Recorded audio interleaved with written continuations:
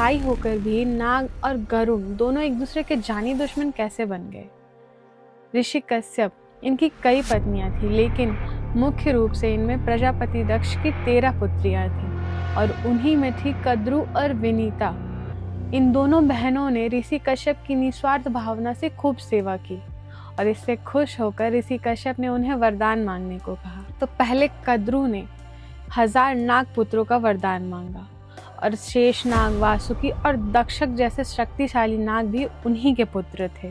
कद्रु को विनीता से ईर्ष्या थी और इसी कारण दोनों में शर्त लगती है कि समुद्र मंथन से निकले हुए सफेद घोड़े की पूंछ का रंग क्या है। तो विनीता बताती है सफेद, लेकिन कद्रु का कहना था काला।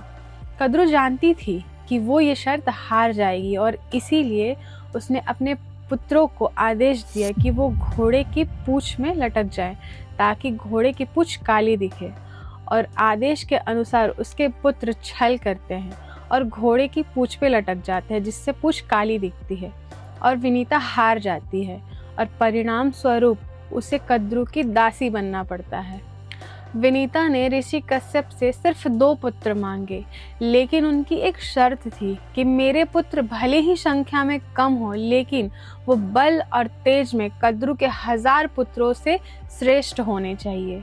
ऋषि कश्यप के वरदान स्वरूप उन्हें 2 अंडे मिलते हैं और समय बीतता गया, लेकिन उन अंडों से बच्चे नहीं निकलते हैं। तब विनीता ने जल्दबाजी में एक अंडे को फोड़ दिया और उसमें से निकलते हैं अरुण, जो सूर्य देव के सारथी हैं। जब वो अंडे से बाहर निकले तो वो क्रोधित हो गए और वहां से चले गए, लेकिन जाते वक्त वो अपनी माँ से बोले कि दूसरे अंडे में जल्दी ना करे।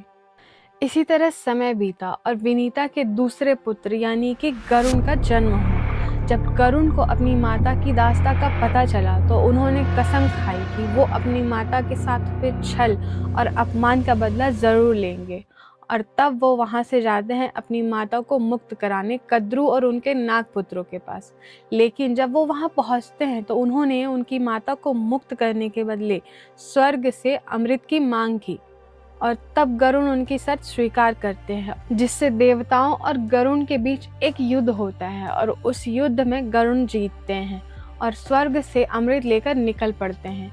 लेकिन जब वो रास्ते में अमृत लेकर जा रहे होते हैं तो वहाँ पे प्रकट होते हैं भगवान विष्णु। तब गरुण ने अपनी सारी कहानी भगवान विष्णु को बताई और नागों को अमृत देते हुए कुश, जो एक प्रकार का घास है, उस पर रख दिया और अपनी माता को मुक्त करवाते हुए उन्हें सुझाव दिया कि अमृत पान के पहले वो स्नान करें। और जैसे ही नाग स्नान के लिए जाते हैं तो देवराज इंद्र वहां आते हैं और छल से अमृत को स्वर्ग ले जाते हैं। जब नाग स्नान करके आते हैं तो उन्हें सारी घटना का पता चलता है और तब उन्होंने देखा कि कुश पर अमृत की कुछ बूंदें गिरी हुई थी और उसे चाटने की वजह से उनकी जीभें 2 भागों में विभाजित हो गईं और तब वो सदा सदा के लिए नाग बन गए। भगवान विष्णु गरुण की निस्वार्थ मात्र भावना से इतने ज़्यादा प्रसन्न होते हैं कि उसे अपना वाहन बना लेते हैं और अमृतत्व का वरदान देते हैं।